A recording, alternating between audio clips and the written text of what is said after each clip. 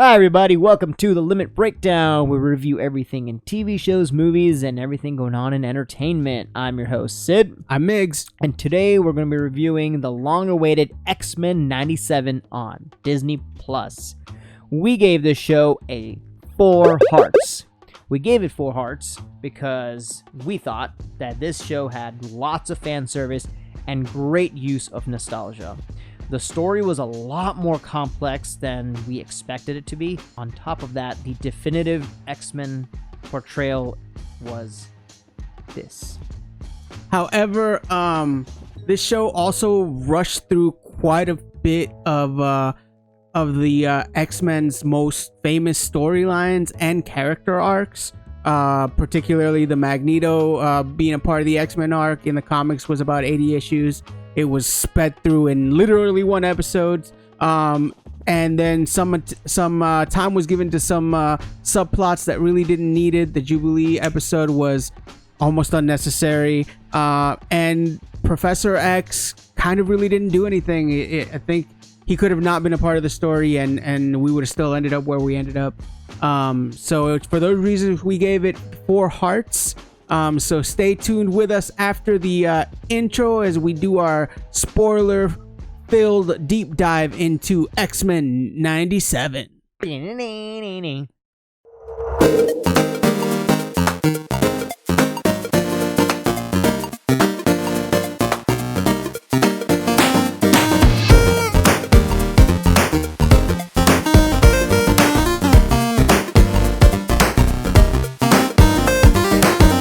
Everybody, welcome back to the Limit Breakdown, and today we're going to be doing our deep dive review into X-Men97. So, Sid, you seem very jubilant about this. Go ahead and tell me what your initial thoughts was on this revival of a childhood favorite. So, for anyone that does not know, X-Men97 gets his name because the original show ended in 1996, and the next season would have come out in 1997. So that's why they called it. I said that right. Yeah. So that's why they called it X-Men97. So it's a continuation of the original X-Men cartoon that used to come on way back in the day. Ironically, it used to come out on Fox Kids. Now it's on disneyplus. So obviously that's why it looks the way it looks. All the characters are the old school characters. They're doing their old catchphrases, and I ate it all up. Obviously, this is a show 100% as a fan service for all the nerds. This is what made us nerds who we are. We grew up on X-Men. We grew up on this show, and it served well.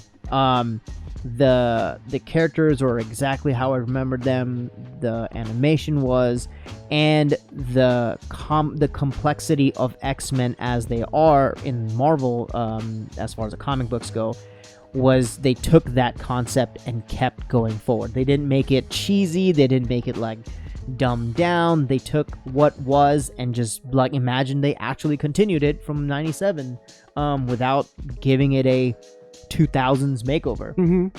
And I thought it was fantastic. The storytelling, the conflict of each individual characters, the conflict between the characters, as well as the overall plot, while also showing their superior powers and everything, was phenomenal. Overall, fantastic. Yeah, I really didn't know what to expect with this revival. Of course, I was excited about it, like you said. Being a child of that grew up in the 90s, I woke up Saturday mornings to watch the new episodes of the X-Men. It was a show that even back then was surprisingly complex and nuanced. Mm-hmm. It dove into many different issues, which was what the X-Men was known for. They were known for these allegories of LGBT and minority populations and discrimination and all this other stuff. So it was always it was no stranger to dealing with sensitive topics. Mm-hmm. With it being revived by Disney and with Marvel's kind of hit and miss record here lately with bringing some of their properties back around. It was I was hopeful that they were gonna do something great, but I never in my wildest dreams did I expect that they would do what I consider was a home run. And that theme song that Oh, yeah. the Oh no, that's one of those things where it's like you can just go ahead and take that skip intro button out because we're not skipping this intro. Yep. And Yep. you know what? I don't know if you paid attention to this, but every episode Was there was a subtle slightly change. different depending It- on yep. Yeah, there was a subtle change when Jean went from Jean to Madeline Pryor, and then Madeline, like, you see the different changes in her hairstyle to indicate which one she The was. last episode had their OG outfits. Yeah. From back when the original X-Men were published. When the roster changed up, when Gambit was taken out, and then you brought in Moore and Bishop and like all these other things, like they really paid attention. They took time into making the show, and it shows. I enjoyed that, like you said, they kept that original animation style, but they did still kind of improve on it. Yeah. You know, they obviously spent some money on it. They brought it to the 21st century. Yeah, but they brought back quite a bit of the original voice cast too. Oh, yeah. The voice actor for Wolverine was still the same. Voice actress for Storm was still the same. They did a lot to try to keep the essence of what the original show was intact, and you know, even some of the stuff that they didn't get away with back in the day, they kind of pushed the envelope a little bit. You know, Magneto being much more cutthroat than he was. I mean, one of the pivotal scenes in X-Men lore is when Magneto rips the adamantium out of Wolverine's body, and the fact that they did this on this show. Oh man. Like, I was like, oh no, like I was jaw dropped. Not expecting. I that. was jaw dropped. The episode with Gambit, oh dude, that broke me, man. Like it was such, and like Gambit's one of my favorites. Not a lot of people know just how much of a badass Gambit really and the is. character himself is so complex. He started off as a villain, then he turned into an anti-hero, finally into an X-Men and a hero. And they portrayed that, well, they portrayed him as a hero in this one, but it's so well done. So I kind of want to switch gears a little bit and talk about individual characters and their story arcs. And obviously I'm going to begin with the biggest issue in X-Men, where they're the Skywalkers of the X-Men series, the Summers and Gray family. Right off the rip, you know, Jean Grey is pregnant with a child. They have to take the child to the future. Obviously, Scott's Nathan devastated. Summers, yeah. Obviously, Scott's devastated. And that kicks off a whole slew of issues for them. Just that scene itself. Yeah. So the whole thing, and I was a little bit surprised, and this kind of goes into what I was talking about, them rushing through a lot of storylines. So Madeline Pryor, the Goblin Queen, Jean Grey's clone.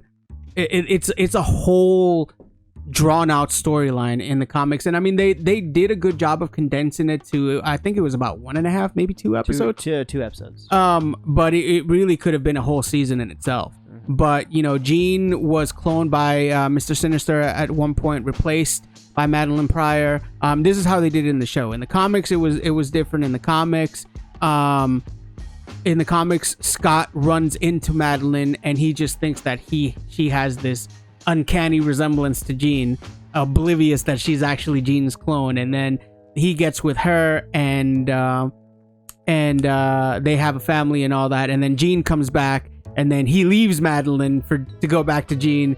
It's look, Mr. Summers is not what I would call a family man. The greatest male example of husbandry. But I mean, they did a lot to try to clean some of that up. I think Cyclops as a character had not really been well portrayed in any of the previous iterations through the Fox movies. Cyclops was kind of stuck up and preppy and annoying. I enjoyed him in this, like especially the first episode, like him coming in, kind of laughing, enjoying being an X-Men, enjoying instead of just brooding. He got to a little broody phase closer towards the middle, and you can see that. That's one thing. He's one of the X-Men that I respect, but I don't like. He's a good leader and a great. He's actually a really good fighter. He always does obstacles, and he's supposed to be one of the top combat strategists in all of Marvel. He just broods. There's a fantastic scene. I forgot what episode it was when the plane explodes and everyone's falling out, and he's like, "All right, guys, do this." And they do their maneuver. He's like, "Good job, team." And he just goes laser beams. He does like a Captain America thing. I was like, "Dang, bro! All right, I see you. That was a cool moment. For him. Like in the first episode when they bust into that one terrorist operation that they were busting up, and they showed like the precision of that. His attacks are not just giant beams. Like he can do smaller precision attacks. He was like knocking them back into the walls, and the fact he can control the beams to be stronger or weaker. So and they showed a lot of that, and then as the character went on throughout the season, like the fact that when Professor X came back, like he was not hesitant to call him out on his BS. He's like, "Bro, you left the school to Magneto." Like, and then Professor X comes with the weak sauce. Like, well, you know, I didn't want you to end up getting stuck here. And I'm like, how am I not stuck here? How was I not gonna get dragged back into this? Like, what are you even talking about, Magneto? Professor, since I started on a rant about Professor X, I'm gonna go right into it. Professor X was useless to me. Like, he went off with his bird girlfriend, alien, and like he didn't bother to check on his people at all for God knows how long. Then he finally remembered that he had people back on Earth, and then he realized, oh no, I shit the bed. Well, he connected to them, and then he's like, "Oh, Gambit's dead. Oh, other people are dead. I need to go back." He was ready, I think, to let them go. Well, not ready, but I think he would have been okay with it. But I mean, had everything not fallen apart. But I mean, he left. Look, Magneto was right. So moving on to Magneto. So this is one thing that I love about X-Men and Magneto is his actions are brutal and justified. But they are justified. He's like, "Look, people are bad. We're trying to make a living. You guys are being stupid. I'm gonna kill people to get my way." And they're like, "No, we're not bad," and then they do bad things. Now, he did try to go Xavier's path, which I was very surprised at. Yeah. The whole show, I thought he has a master plan. He did not. He genuinely was like, "I'm going to try doing it Charles's way." Well, he was trying to honor Charles. Yeah. I mean, they legitimately thought that Charles was dead. Yeah. Like so he was trying to honor Charles's memory. And I think that shows a lot. Like, I was very happy with the fact that the whole time he didn't have an ulterior motive. He's like, I'm gonna do it his way. That one scene when he brings the council up to the orbit, he's like, "I could crush you right here, but I'm not, to show you that I'm trying to be good." Dude, that line that he delivered to them, "Don't make me let you down." Yeah. Like, that was so, like, it literally sent chills. Metaphorically and literally. But just like, look what I can do to you. Look at what we can do to each other. Yeah. Don't push me. Yeah. Don't push me, cause I'm close to the edge. Yeah. No. So, Magneto's always been a great character. He's always great villain. Always been very, very empathetic, because again, you understand where he comes from, and it's not unreasonable. I mean, him being a Holocaust survivor, him having seen firsthand the worst of humanity, and then seeing it all over again. And it just, you understand where he's coming from, and like you said, he having said that, it's one of those, like, I'm not saying he's right, I'm saying I understand. I don't condone, but I understand. Yeah. But yeah, no, but even still, like, him and Xavier having such a close friendship, him, you know, Xavier should have known better. Like, he should have known that like, it wasn't even Magneto that was the problem. It was humanity. Although I will say this, and this is kind of like a minor criticism, but I didn't know how to necessarily feel at how cartoonishly villainous every human character was. Like, I don't think there was I don't think there was a single redeeming human character, and they could have sprinkled one or two. The journalist. No, because No, at the end she was like, "All right, I'm on good purpose." No, because wasn't she a Sentinel too? That's because they didn't know. I thought they didn't know that they're becoming. Everybody that became a Sentinel had to volunteer for it. That's right. Oh yeah. Fair enough. So, moving on to the other character.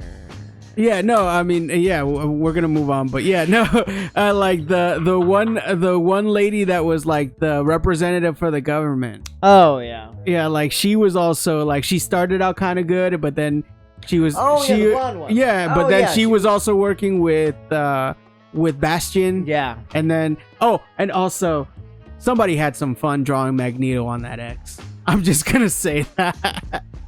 You know what I'm talking about? That. I mean, they did that back in the day. That was whatever. Dude, and that costume with the M is so bad. I never liked that costume when they premiered it. The final one with the when they premiered it in the comics, like that. Just keep my man in the original red with the helmet. Like, I did like his long. Yeah, no, dude, that was cool. So definitely didn't need Rogaine. So I want to talk about the other main characters, or some of the other characters. So one of them, Rogue. Yes. Rogue and Gambit and Magneto's triangle. Mon cher. So I love Gambit. He's a fantastic character. You know, we were talking prior to this. He started off as a villain, then turned hero, and then things like that. And as you progress through the story, you see his love for Rogue, Rogue's love for him, and then you get the plot twist that Rogue at one time was with Magneto because he can repel her powers. Yeah. Which I was not expecting. I actually did not know that. I think I did know that, but it didn't click in my mind. But anyways, and then at the end when she's like, well, I can finally touch him, you know, and be with him. And then when they do their little dancey dance at the ball, and she's like, you're right, it's no more than physical. It got to me, right? So that moment where you know Gambit and Rogue love each other and they cannot be together for an obvious reason, and he's like, well, it's more than that, and she doesn't understand until too late. Yeah. Right? In the scene when Gambit sacrifices himself and she's holding him. Bro, I'm not gonna lie. It wasn't even the fact that he sacrificed himself. That was one strike. But when she was holding him... That was the first time she'd held him. Yeah. Dude. I was not ready for that. And dude, that his last scene was like legitimately iconic TV making. Like my name is Gambit. Remember it. Oh, dude, yeah, that was the whole thing. Yeah, and the fact that he was able to just charge the entire Sentinel, and just that was the same, absolutely the same scene with Magneto holding the charge of the Sentinel with the little boy, the little chameleon boy. Yeah. And you know, in the show you see Magneto being more compassionate towards not more, he's always been compassionate towards mutants, and he's like, don't ever be afraid. And he looked in that boy's eyes, and obviously he knew he was gonna die. And then towards the end, when Magneto went insane and shut down the whole world, he's like, I promised that boy never be afraid of him now he's dead. and that scene itself, because it all happened with. This is one of the things that I absolutely loved about the show, and the things that it did well is the minute details. When Magneto was getting blasted, right before the blast overtook him, he looked down at the little boy and he said something in German, right? The translation of what he said was, "Don't be afraid." Yeah. So that was like they didn't have to do those little things. Yeah. But the fact that in the moment of in his what he was thinking was his final moment, he reverted back to his native German, and that was so well done. So it comes out that the big bad villain at the end was a guy named Bastion, who is a technopath. And he doesn't think he's a mutant, and he wants to cure mutants, or kill mutants. Not cure, actually. One thing that I think was a negative for me, I understand his purpose, I understand his powers. Towards the end, with a big bad fight where they're all just going at it, his powers made no sense. So here's the thing about Bastion, right? And it's a little bit of... This is kind of where some of the criticisms of the way that X-Men storytelling gets done, because it's very convoluted, and X-Men does a lot of timey-wimey shenanigans with time travel. So we'll find out in season 2. So Bastion is the result of the Super Sentinel Nimrod sending his essence back in time, and so Nimrod implanted himself into Bastion's father, and therefore impregnated his mother with like some sort of DNA constructing of the Super Sentinel, which therefore created Bastion. So he was manipulated to always be this through Nimrod and all this stuff. So it's like a bunch of time travel shenanigans. So it wasn't like he was basically orchestrated to be this like super villain, doomsday weapon, if you will. Gotcha. Yeah, but his original powers were just technopathy. But then toward the big fight, he can basically do whatever he wants, which was a little weird to me. He has super strength. He has energy blasts. And then a bunch of other random stuff that made no sense to me. I'm not saying the plot itself. It made for a great fight scene and a great plot, because at the end, even when the X-Men are fighting him and they're like, "Look, we have a chance to escape. We still believe you, or we can still save you. Sorry, come with us." And he's like, "No, I'm going to see this through the end, and you're all gonna die." Fantastic villain, great plot building towards his master evil plan. Yeah. But that particular thing kind of offshot me.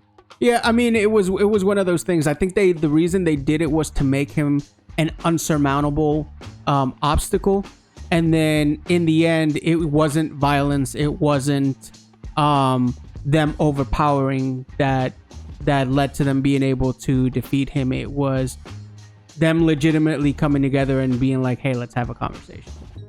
And let's work this out." Which, I mean, again, sometimes you can do that, sometimes you can't. Or sometimes you need Magneto to go on the top of the world and magnetize the world so the power goes off. Yeah, I mean, again, Professor X being completely useless, because yes, they needed to reverse Magneto, but then that also, like, reversing Magneto amplified Bastion. Like, it was pick your poison. Yeah. Speaking of random plots, so there was a few random subplots. One of the most useless one was Jubilee in the video game scene episode. Sorry, I didn't think it was useless, but yeah, I mean, it probably could have. It was about her understanding maturity while still being playful. And the friends we made along the way. Useless half an episode. Did make sense. Could have been an email. I mean, you could have that same argument about the whole Storm losing and regaining her disagree. power. Man, that was a good episode. So I love Storm. Storm is one of my number one favorite X-Men. I love her. When she lost her powers, you can feel the connection. I'm glad that they made a great connection between Storm and Jean Grey. Yeah. That sisterhood connection was phenomenal. I loved it. And then when she got shot with the anti-mutant gun that was meant for Magneto, she lost her powers. I was like, oh my god! I was about to throw my remote at the TV. I have to give props to the writers because they came up with some banger lines for this show. After Storm regained her powers, and when her and Jean were about to get split up, and they come together in the sky, and Jean goes, "May they mind your weather, my sister," and she goes, "May they weather your mind." Yeah. I'm like, bro, oh my god, that was so good. That was so good. But yeah, that I think that episode was fantastic. It brought Forge and Storm together, which I did not know. And also the way she gets her powers back. Now, one minor detail that they put in the show, but unless you're a super nerdy X-Men fan, you might not know this. So when she's getting her powers back, and the evil spirit thing has her in a box, right? Storm is actually claustrophobic. Yeah. Which they did not directly mention. Yeah, it'd been the focus of an episode in the original series. The originals. So she's claustrophobic, and that's why when she was in the box, she was freaking out. Yes, she's stupid powerful, and everyone calls her a goddess, which she is. But because she's claustrophobic, she was freaking out, which I thought was a fantastic, subtle hint that if you know, you know. Yeah. Which I thought, So. Morph, I thought was pretty cool. I'm super confused about what his the limitations of his power sets are because he turned into the Hulk. Yeah. He started smashing. Yeah, and he's like, oh, we want to insert a cameo in this scene. Oh yeah, just have Morph do it. Speaking of cameos, I loved all the cameos. Yeah. God, they were good. The original Spider-Man from the 90s, he was in there.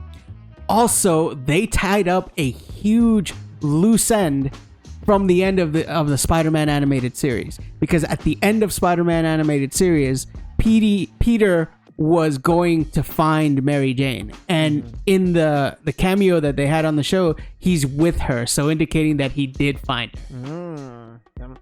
Another thing, so Iron Man and Captain America were both in the show. Captain America had a little bit more screen time, but it was the original Iron Man outfit, not the New Age ones. Yeah, giant helmet. Well, there was also an Iron Man TV show from that era. It was the same one, as well as there were cameos from again, Morph cameos, but cameos from the Fantastic Four. There was a Fantastic Four show. I think there was a Silver Surfer as well. I did not see the Silver Surfer, but I know there was a Fantastic Four. Doctor Strange made a cameo in there, which I thought he was doing a little he was doing the operation in the dark and stuff. And apparently Doctor Doom was working with Sinister. They didn't actually show him, but they mentioned him.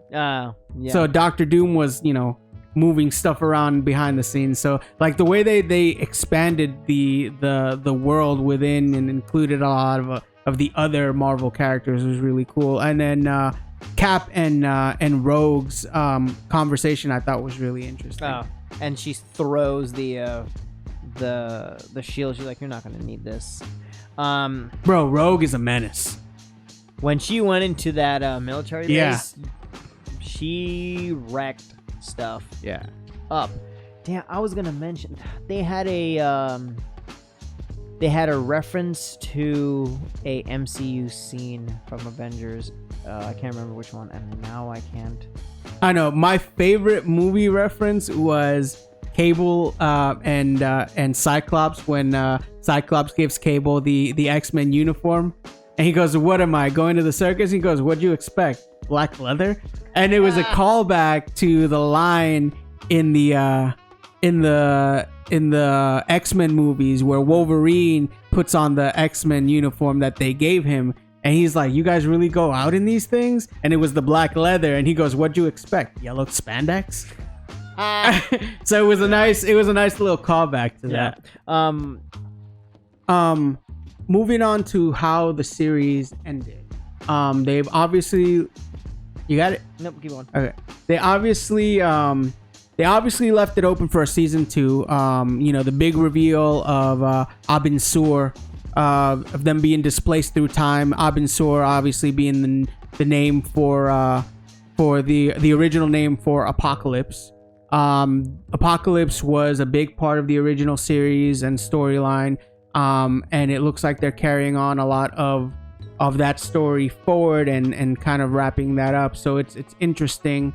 Nathan being Cable, Nathan Summers is Cable's actual name. He was the baby that got transported into the future.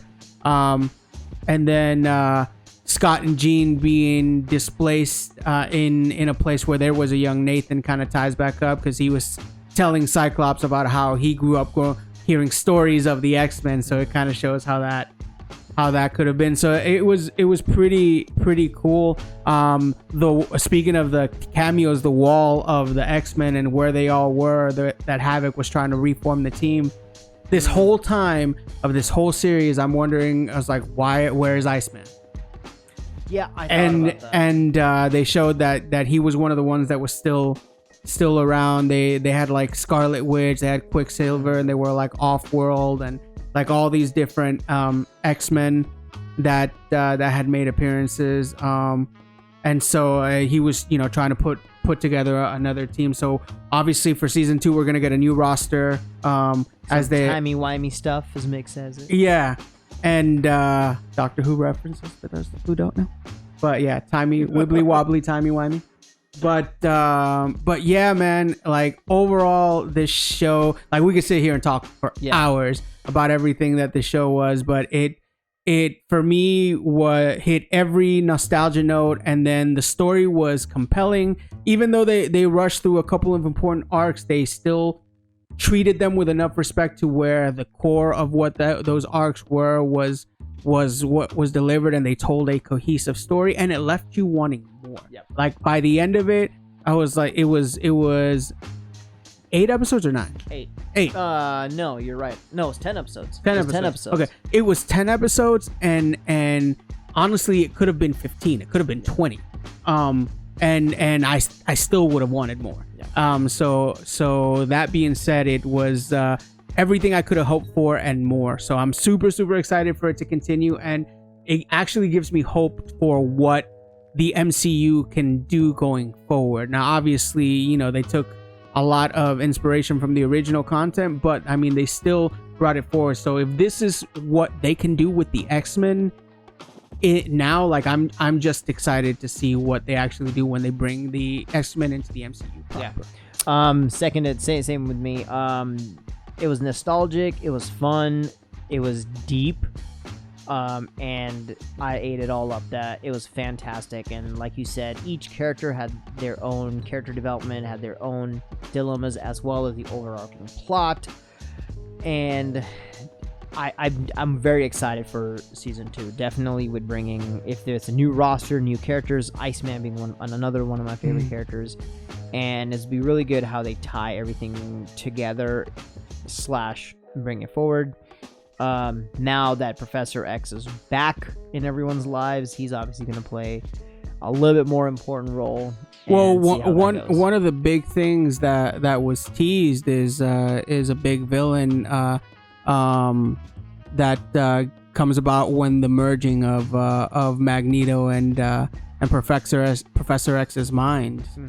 So that's a big tease for potential villains. So fair. Well, that was our review of X-Men97 Season 1. Let us know what you think in the comments below. Absolutely, don't forget to hit that like, comment, subscribe. Let us know what you thought. Let us know if you agreed, disagreed, like, dislike. Anything you want to tell us, we appreciate. All the interactions help out with the algorithm. We appreciate you guys interacting with us. Thanks a lot for tuning in, and we will catch you next time with some more content.